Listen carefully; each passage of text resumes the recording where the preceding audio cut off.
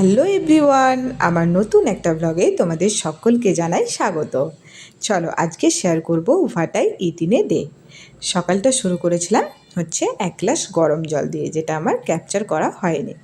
তারপর ব্রেকফাস্টে বানিয়ে নিয়েছিলাম হচ্ছে এগ চাউমিন, আর তার সাথে এগ চাউমিন খাওয়ার কিছুক্ষণ পর আর কি, সঙ্গে সঙ্গে না, কিছুক্ষণ পর 1 ঘন্টা পর আমি খেয়ে নিয়েছিলাম হচ্ছে টক দই। তারপর রান্নার তোড়জোড় শুরু, দুপুরে রান্না করতে হবে। তো দুপুরের রান্নাতে আমি আজকে করেছিলাম মাছের ঝোল। আর দেখো, এটা হচ্ছে কিউই। তো কিউইটা কালকে এনেছিল আমার বর। এটা প্রথমবারই আজকে আমি ট্রাই করব। তোমরা কে কে খেয়েছো আগে অবশ্যই কমেন্টে জানিও।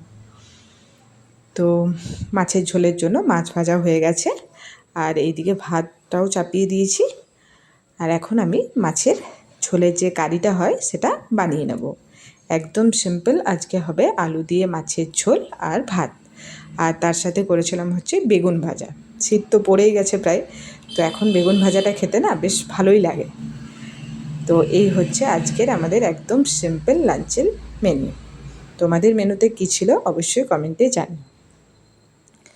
তো মাছের ঝোল হয়ে গেছে, ভাতটাও নামিয়ে নেব কিছুক্ষণ পর। এখন দেখি কিউইটা খেতে কেমন হয়। তো একটা কাটলাম আর কি, দেখা যাক কীরকম হয় খেতে। আমার তো বেশ ভালোই লাগলো। প্রথমে ভেবেছিলাম কেমন লাগবে খেতে, যাকে ভালোই লাগলো। তো তোমরা কে কে খেয়েছো আর তোমাদের খেতে কেমন লেগেছে অবশ্যই কমেন্টে জানিও। তো দেখো লাঞ্চ হয়ে গেছে, তারপর কিছুক্ষণ রেস্ট নিয়ে বিকেলে বানিয়ে নিয়েছিলাম হচ্ছে ঠেকুয়া। তো ঠেকুয়া একটা দুটো খেয়েছিলাম, তারপর ঠেকুয়া বানানোর পর বানিয়ে নিলাম হচ্ছে চিকেন পকোড়া। ফ্রিজের মধ্যে কয়েকটা চিকেন ছিল, তো ওটা দিয়েই চিকেন পকোড়া বানিয়ে নিয়েছি। তো এই হচ্ছে আজকে সন্ধেবেলার স্ন্যাক্স। তারপর রাতের দিকে আর সেরকম কিছু খাইনি, যেহেতু অনেকটাই খাওয়া হয়ে গেল আর কি বিকেল থেকে, তো ওই জন্য রাতে আর কিছুই খাইনি। তো আর তার সাথে ঠেকুয়াগুলোরও তোমাদের কাছে আর কি দেখানো হয়নি, তো ভাবলাম চলো দেখাই তোমাদেরকে ঠেকুয়াগুলো কেমন হয়েছিল। ঠেকুয়াগুলো বেশ ভালোই হয়েছিল। তো এই হচ্ছে আমার ঠেকুয়া। তো চলো আজকের ভিডিওটা এখানেই শেষ করছি। সবাই ভালো থেকো, সুস্থ থেকো।